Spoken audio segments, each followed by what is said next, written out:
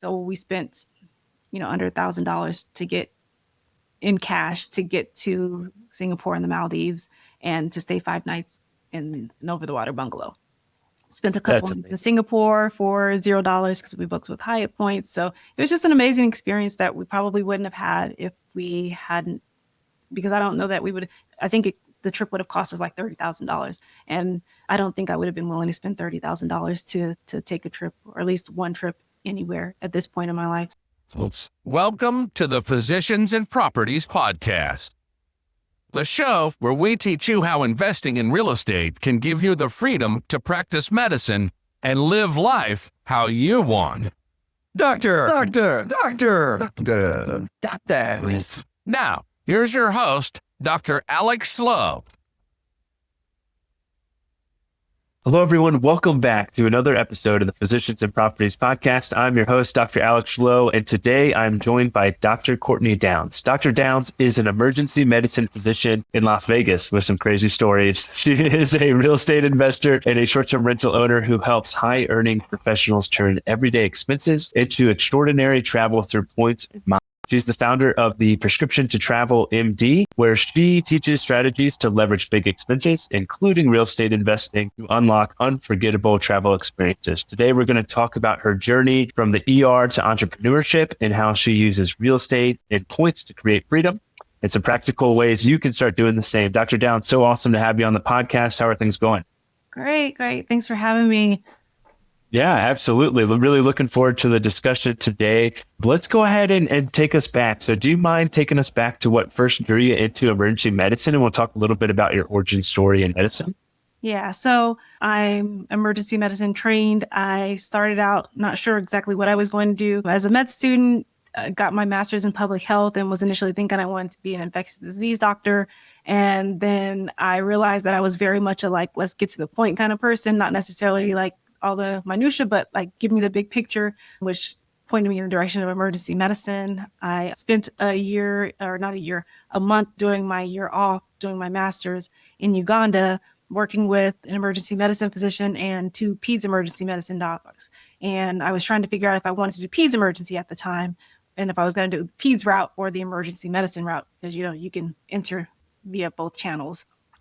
And by the time we left there, we all decided that I was definitely an emergency medicine doc, and that's all she wrote. So I did my medical school at UConn in Connecticut, did my training in emergency medicine at KU in Kansas City, and ultimately returned back to Las Vegas, where I was born and raised, to practice emergency medicine, and that's where I'm at now. So that is awesome. What a cool journey. What was that experience like in Uganda for you? Yeah, it was definitely an experience. I think I actually hadn't left the country until med school.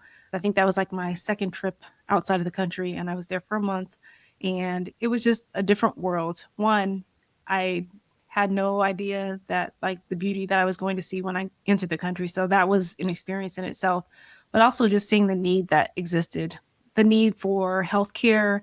I was actually working at a hospital that was there, that was founded by one of the ER docs here. And they were really just trying to create the sustainable healthcare system, really going there and trying to teach the people who were there how to be able to run things and, be self-sufficient. So I went there doing a project, learning about triage and how they were able to triage their patients, and really just helping them implement a triage system, because one really didn't exist. And just realizing that, we're really blessed here to have resources where you have all this disposable equipment, and they didn't have that, and then having people come in and needing to be ventilated, and you have someone who's literally there bagging them because there is no ventilator, and so they can figure out how to get them to their next place, which was not close at all. So yeah, absolutely. I spent 6 weeks in Zimbabwe working at a mission hospital, and I had a lot of similar experiences, and you really take for granted how much we have here in the States, how grateful we are here in the States. I mean, people were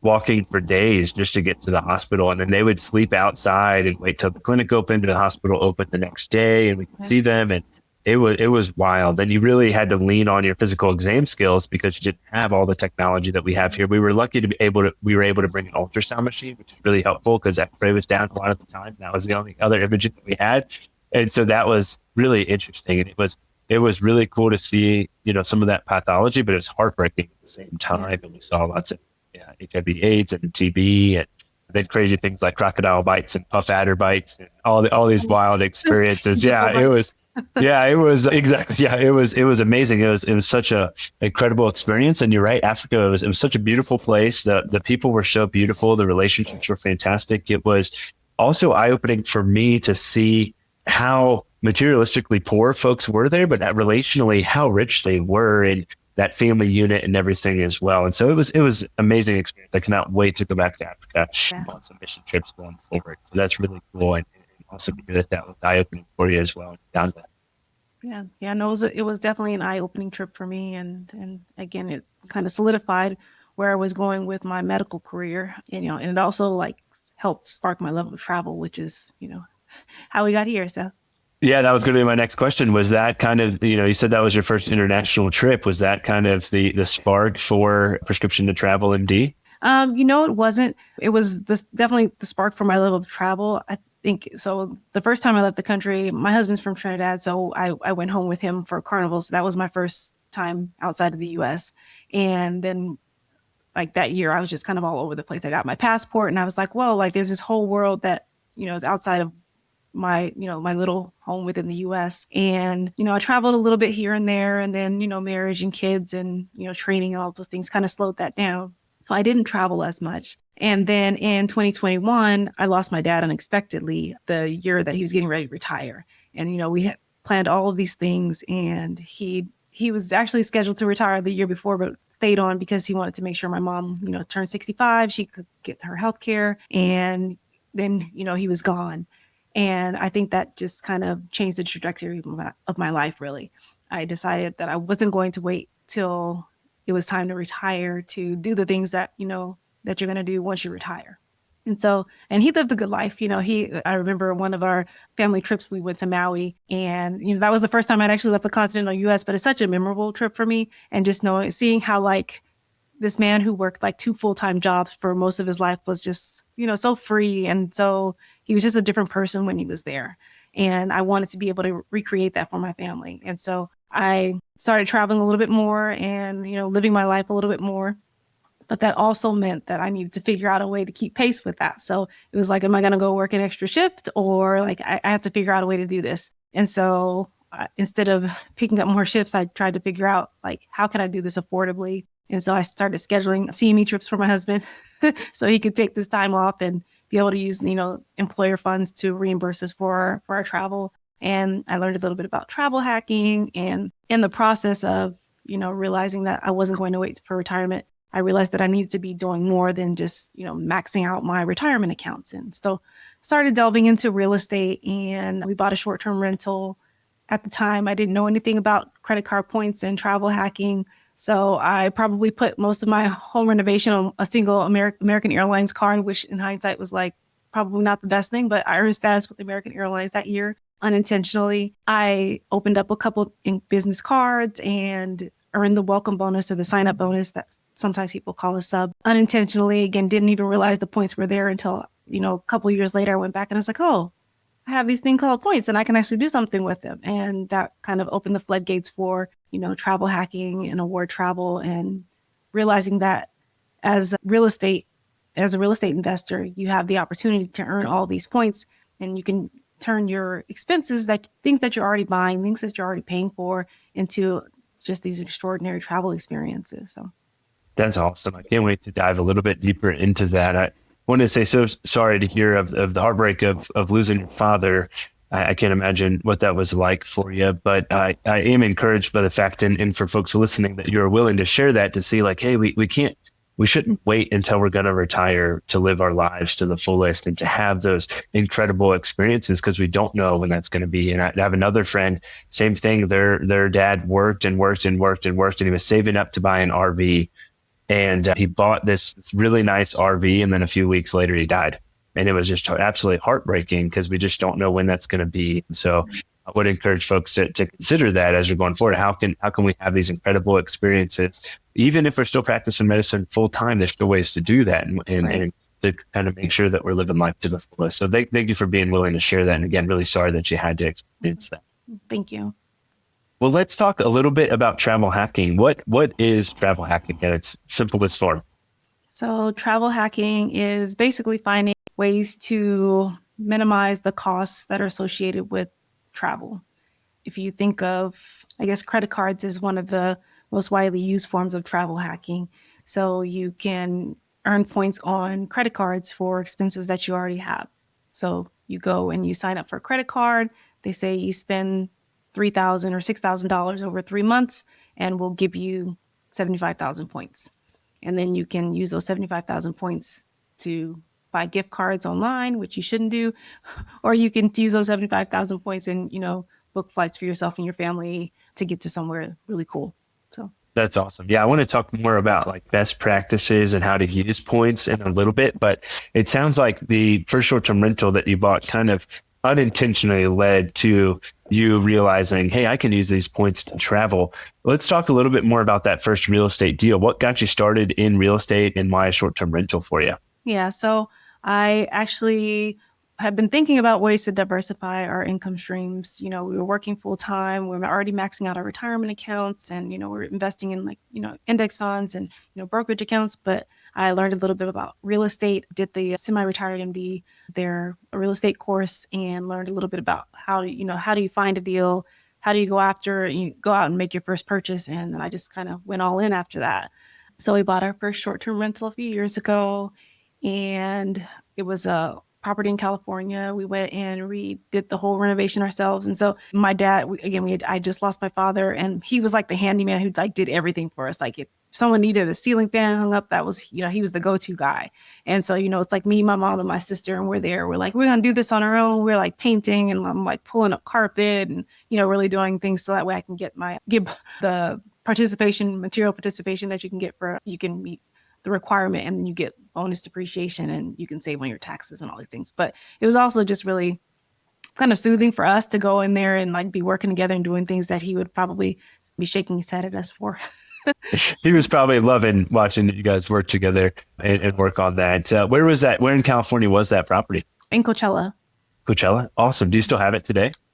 Well, we did up until last week. So. Oh, wow. Yep, Congratulations. So we actually sold it, and we're actually looking into some other things, looking into some commercial real estate. And then myself, I'm trying to convince my husband that we should buy a residential assisted living facility. Awesome. So we're going to have to talk about that, because I think that's your area. Yeah. I was going to say, I know a guy. That's awesome.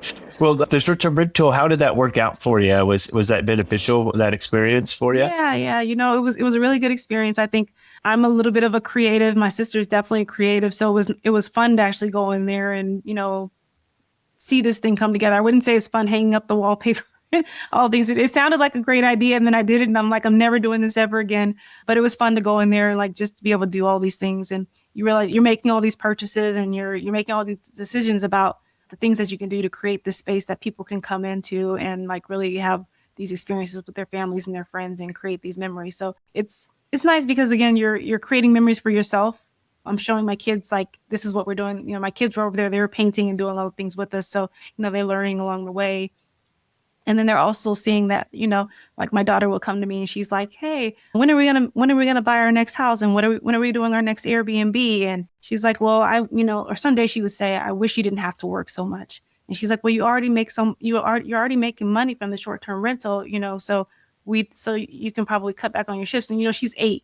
And the fact that she's able to grasp this concept that I didn't even have to explain to her is just mind blowing. So, there were so many things that came out of just having the property, in addition to having the experiences with our family. So we would go there, we installed a pool. So we would go down on the weekends and the kids could swim and, just really enjoy just being outside of our normal environment. So it was a really good experience for us. So. That's awesome. And what a cool experience for, your daughter to realize hey, if I put in this hard work and time, I can get that income generated through the property. And it sounds like she caught the bug. Let's get another one. Another one. I was thinking when you were telling the story of them down there painting, I remember our first short-term rental we bought was in Ellijay, Georgia. And my son, Jack, was probably 6 months or so at the time. And I remember he was sitting in the little bumbo seat, and we were up till 3 a.m. painting cabinets. He wasn't up till 3 a.m., but he watching us paint cabinets and stuff. And we have a picture of him just laughing, sitting there watching us work. And I was like, this is so cool. be able to share this with him then. And then, of course, he's been along, obviously, each step of the journey and is starting to understand that. And he's so funny because he'll bring that up to like, when are you going to buy another house? Or like, why do you have so many houses before? And so it's fun to explain that to him. And now for him to see like, hey, if I invest in real estate, if I invest in entrepreneurship, then like I can have freedom to be around more as a dad once he's a dad at that point and stuff. Right. So it's just been really cool to see that, you know, monetarily you can have those awesome wins investing in real estate, but also like it can change your family tree as well by just including them and exposing them to what you're doing. Exactly. Yeah. So, and even my son, like he's already planning out like the design because he's really into design and Disney and animation. And he's like, oh, we should go buy a place like in Disney World and we should do all these things. And this is the kind of room we can create. So, you know, the wheels are like constantly turning and your kids are always learning from you, even if you're not necessarily sitting down there teaching them. They see what you're doing and that's going to have such a huge impact. So. Oh yeah, absolutely. Jack's had his first lemonade stand and he's hooked. Like every day he's like, I got to go sell some lemonade. I'm like, all right, buddy, let's back it up a little bit. So yeah, he's definitely a little entrepreneur, which is really, really fun. That is awesome. Well, what other real estate experience do you have? And then we'll pivot into talking a little bit more about prescription to travel MD. Yeah. So aside from that, really just investing in like syndications and more like passive income streams at this point. So we're looking to see where we're going to go next. Awesome. Well, that's exciting. We're excited to hear where you guys go next and what that looks like for you going forward as you continue on that fun journey. Yes. Well, let's talk a little bit more about prescription to travel MD. So how did that come about? It sounds like you almost kind of stumbled into it and realized like, hey, I'm onto something really cool. Is that how it happened for you? Yeah, well, you know, I was doing these things. Like I said, I realized that I could use CME to be able to take more trips. And then I realized I could use points and I was doing it, you know, making all the mistakes that you make when you're just learning about points and I had Capital One points. I was like, oh, I can just erase this trip I just paid for and, you know, use the points erase feature. And then I started being a little more intentional about it. Again, realizing that with the short-term rental, I had all of these expenses. So I'm paying for Netflix subscriptions and I've got Price Labs and I've got, you know, Owners and I've got all these subscriptions that I could be generating income from. If I'm going to a meeting that's dealing with real estate, or I can, you know, I can apply for business cards. So as a business, you can apply for business cards, which opens up this whole new avenue of points earning opportunities. So you have options for all these really cool business cards that have like 0% APR. So you can buy something that maybe you need a roof that needs to be repaired. I didn't have that experience, thankfully, but maybe that comes up. You go and get your Amex Blue business card, 0% APR. There's no annual fee. And I can earn points for, you know, the roof repair that I just did. And now instead of it being this negative experience where it's like, oh, I just have to spend all this money, I'm like, okay, now I can go and, you know, take a really cool trip.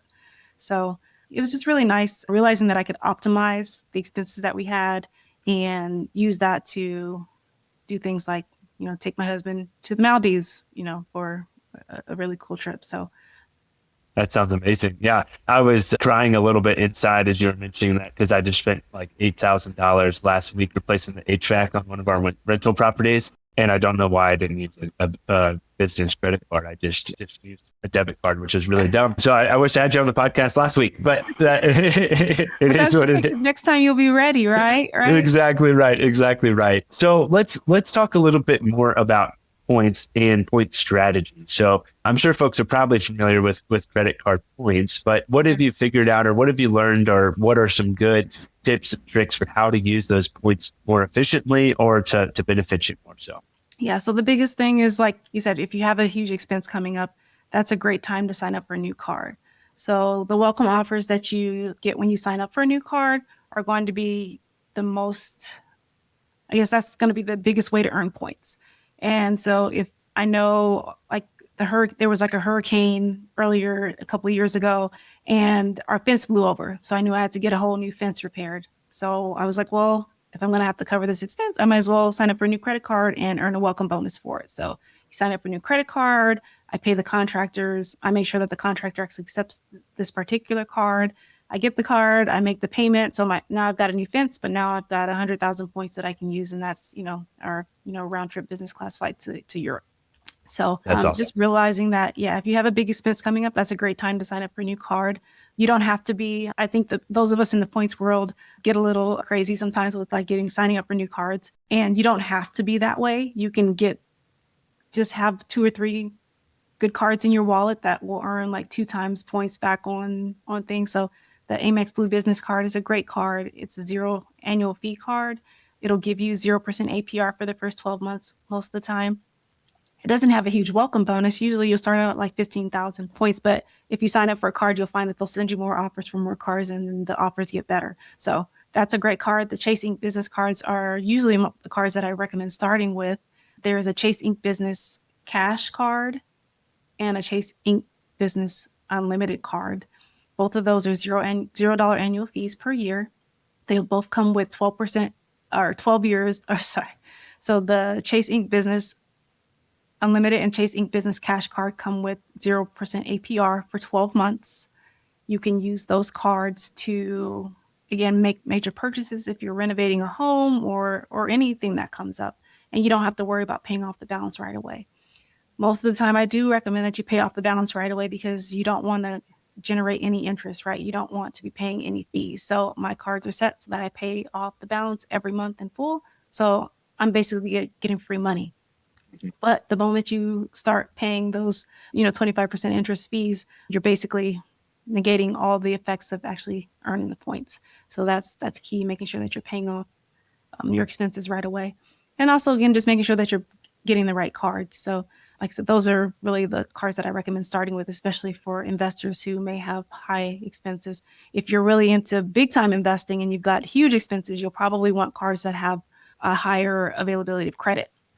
So maybe you'll need like $30,000 that you need to be able to put on a card. You can look at there's a Chase Sapphire Reserve Business Card, which is going to give you a huge welcome bonus. It has a high annual fee.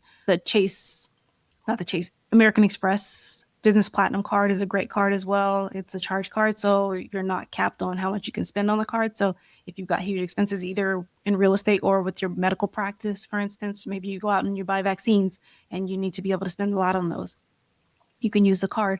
And then most of the time, if you're doing real estate or you're running a business or running an office practice, those expenses are going to be reimbursed or covered by, whatever you're making through the practice anyway. So again, these are expenses that you're already expected to expend on, and you might as well be making the best of that, right?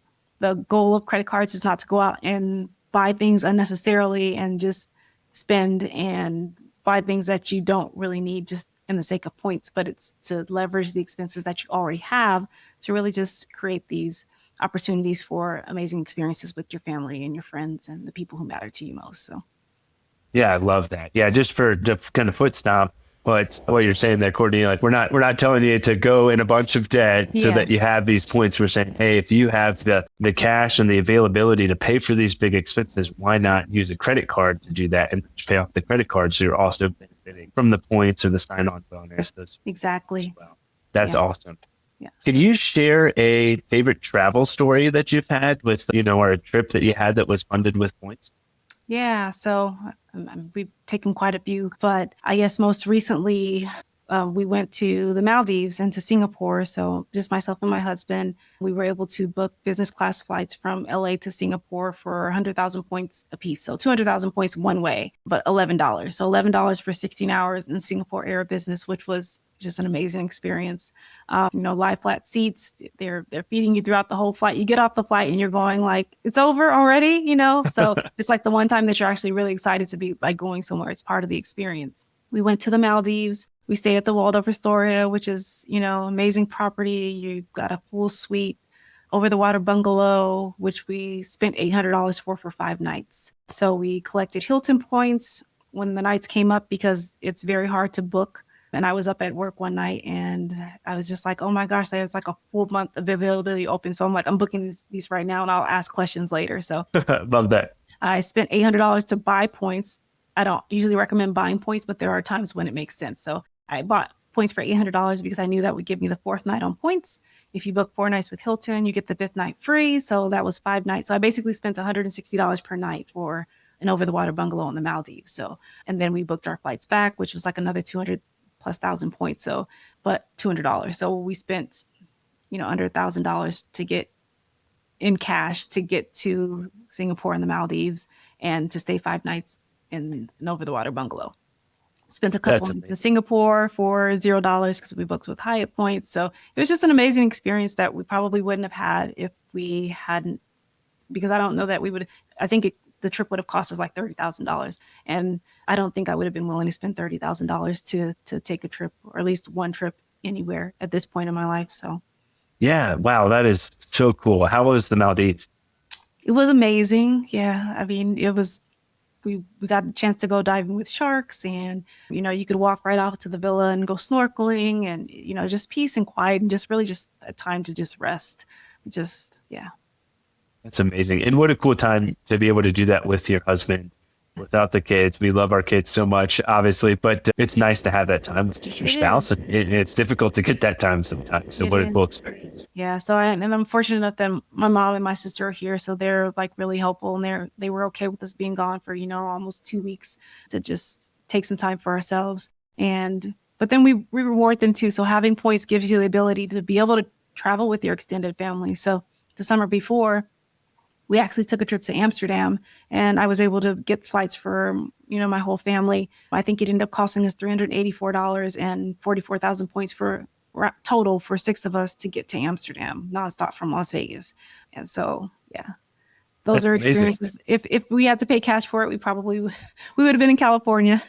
Yeah. But the power of points. So That is so cool. Yeah, I was going to ask what cards you recommend. So thanks for hitting those. That is a huge tip there from that perspective. Have you noticed physicians, making some common mistakes when it comes to using points or travel hacking or anything like that? yeah, I think as all of us, we tend to not really optimize our points, physicians and non-physicians. I think from the physician standpoint, again, we tend to have higher expenses than normal people, and we don't realize that we could be using that as an advantage and signing up for new cards, because I think people get a little leery of signing up for cards. They worry that it's going to decrease or ruin their credit. They worry that they shouldn't be signing up for so many cards. I already have a card. I have my Amex Platinum, and I use that for everything. And it's like, yeah, that's probably the number one. Don't use your Amex Platinum card for everything. It's shiny. It's great, but it's probably the wrong card to be using for most of your expenses. But if you have it and you love it, and you know that you can maximize that $800 annual fee, then by all means keep using it. But sign up for an Amex Gold card, so you can earn 4 times on dining, and you can earn 4 times back on, grocery shopping. So that way you're actually making points in addition to, having your Amex Platinum card. I was going to say, tell me more, because I am that guy. Yes.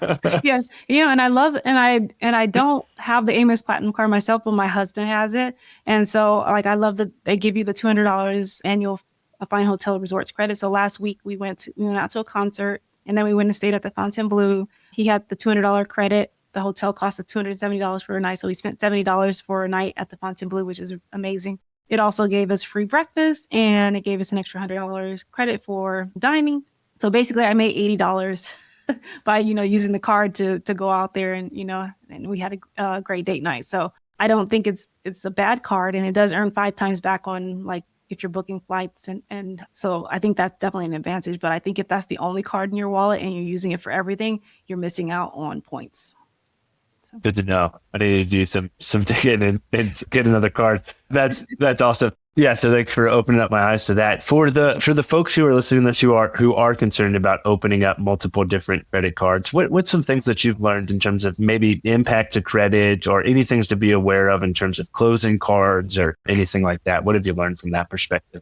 Sure. So opening up cards, I've found that's actually increased my credit score. So my credit score, I won't even share how many credit cards I actually have, but my credit score is still in the 800s. When you open up cards, you're not using all these cards at the same time. So sure, I'll put spend on it, but I meet the sign up bonus, and then that card goes in a box, and then I move on. And so the amount of credit that's available to me is pretty high. And so they use that in determining what your credit score is. So your score might drop a few points when you open up a new card just because of the inquiry, but that usually will rebound pretty quickly. And so don't be afraid to open up credit cards.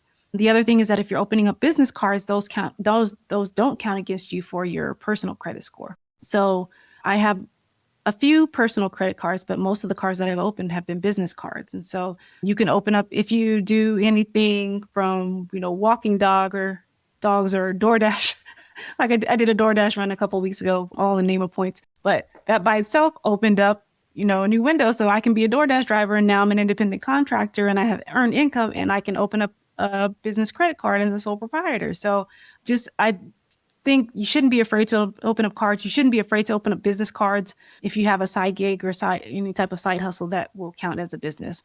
And you can have cards that are separate. So I've got cards for my property, for my LLC. I've got cards for my business's prescription to Travel MD. I have cards for myself as an independent contractor, as I do something like 1099 work. So all of that has created opportunities for me to open up more cards and generate more points, and it's the gift that keeps on giving. So yeah, it sounds like it. It sounds like you have quite the strategy too. Do you ever close any of those cards, or you just leave them open? I do. So there's some cards that I like to say they're cards that I like to date. So you'll date them and then decide that, this isn't working out for me. So I used it. It had a great welcome bonus at the time, but it doesn't make sense for me to pay another, $600 annual fee for it. It was thank you for the 175,000 points you gave me, but it's time to move on. And there's some cards that are keeper cards. So like, again, my husband, he has very few credit cards, but he's got the Amex Gold card. And, that's what we use if we're dining, we use that card. Or I have my Amex Business Gold card. That's my dining card. That's my gas card. So you have to know what card. You don't have to know everything about the card, but you figure out what your major expenses are, and you figure out what's my go-to card for that major expense. So you're not getting 1 times back on your groceries when you can be earning 4 times back, Yeah, that is a great point. I hope my wife's listening to this episode because we're both guilty of the platinum card. That's also, well, do you see kind of an overlap between the freedom that traveling, real estate, entrepreneurship has given you and how you practice medicine now? Yeah, definitely do. I think all of these things ultimately led to me wanting more freedom. I think it's very hard working in medicine and realizing that you don't have any control over your schedule. You don't have time freedom. You're working towards financial freedom so that way you can get time freedom to do the things that you want to do. And at the same time, you should know that I think you're always going to keep wanting those things. And what's the word? There's always that push to want more. Like whenever you think you've made it, then there's something else that's going to be driving you to want more. So I think you have to find contentment within the space that you're in and know that this is the time right now that you can be traveling, that you can be doing all these things, that you can be spending time with your kids and your spouse and really building those relationships. And at the same time, you can be always striving towards something else. And so I think points allow me to find that happy medium. So it allows me to say, okay, well, I've got these points and I don't want them to expire, so I'm going to use them. So we're going to take the time now. We're going to plan a trip and go this year. And then we're going to find some time that's outside of, our everyday life so that we can actually spend quality time together. So yeah, sure, we're together doing school drop-offs and we're, together when we come home at dinner and everybody's, on their tablets and doing all these things, but you're not really spending quality time together. So I know that I've got these points and we're going to plan this trip because I got these points, right? So I have to spend them, and we're going to go and we're going to spend some time together as a family and just really build out this relationship. At the same time, being in emergency medicine allows me a lot of flexibility, but at the same time, I'm also expected to work Christmas and holidays and all these things, and I don't want to do that forever. So I'm doing things to work towards financial freedom. I'm again, maxing out my retirement accounts. I'm looking into real estate. I'm trying to diversify my income. I've got this business here, and I'm doing all these things so that way I can create more freedom, but I'm also, again, earning points so that way, earning points in the process. So I think they all kind of tie together nicely to just help me create the life that I want. And I want people to be able to have that opportunity too. So that was the reason I founded Prescription to Travel MD, really just to encourage doctors and other healthcare professionals and really anyone who would listen to just take the time for themselves and, find ways to travel and create these meaningful experiences outside of, your day-to-day life. So.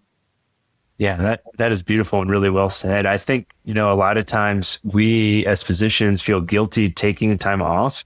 And I was thinking about the points and everything that you mentioned in your experience in the Maldives and some of the other travel you've done. And what a cool way to encourage yourself to take that time off that you desperately should and you deserve to take off, but then not be so concerned with how much money it's going to cost you out of pocket because you have these points to kind of come in from the back end and help you have this incredible experience that you may not have had otherwise. And so it does really work in synergy and work really well together. That is really, really cool. Well, for physicians that are listening today who want to start, what's one step that they can do to get their first big kind of travel reward?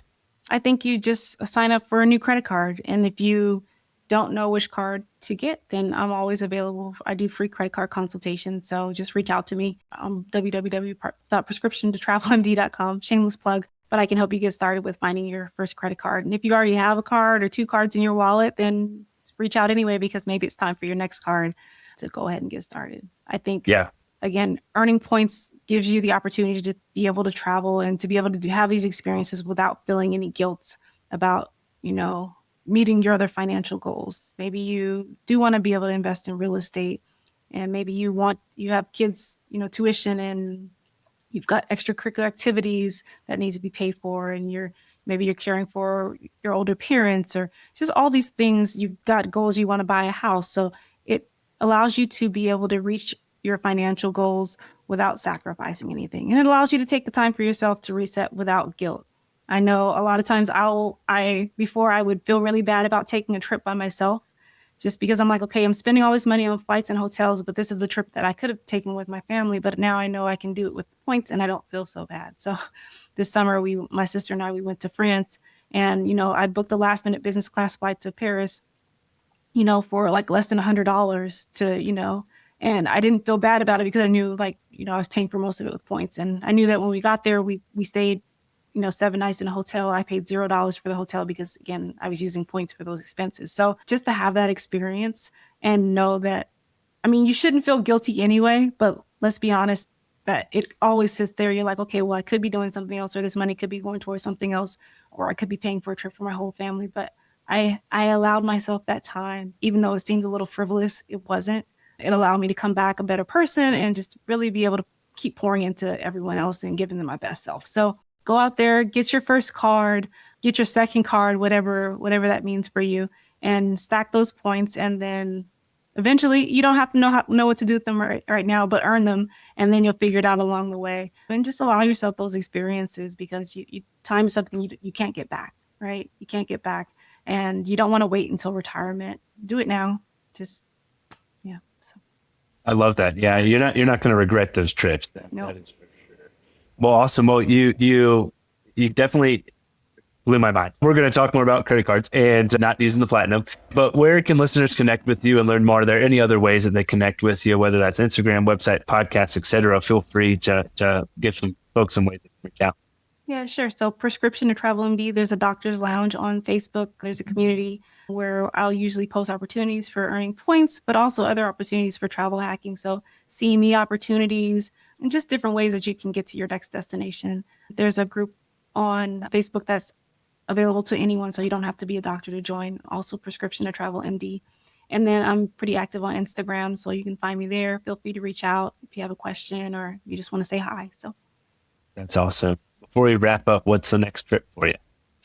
The next trip for me? Well, I've got a couple of CME trips that are coming up in San Diego in the next couple of weeks. So I'll be at a PIMD con. I don't know if you're familiar with it or if you know the Passive Income MD. I'm actually going to be giving a presentation at the Wealthy You conference in California in the next couple of weeks as well. And I'll be talking about points and how to leverage your expenses to earn points and have amazing experiences. And then there's a points conference in October that I'll be going to as well. So this is going to be a pretty busy couple of weeks coming up.